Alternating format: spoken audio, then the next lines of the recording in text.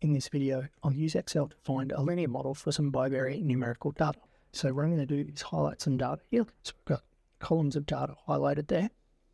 I'm going to say insert a scatterplot. I'll come up with this scatterplot here. And across the horizontal axis, we're going to have the number of tests. And on the vertical axis, we'll have the number of cases corresponding. So each of these points here represents one of the rows of two pieces of information in those columns.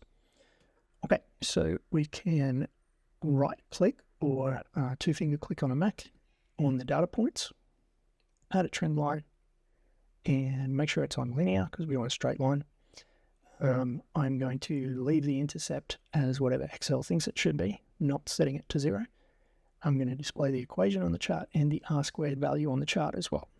So jumping back to our graph, there we go. Those are displayed for us. So the trend line there in the very small dots is our line of best fit or least squares model for the data points.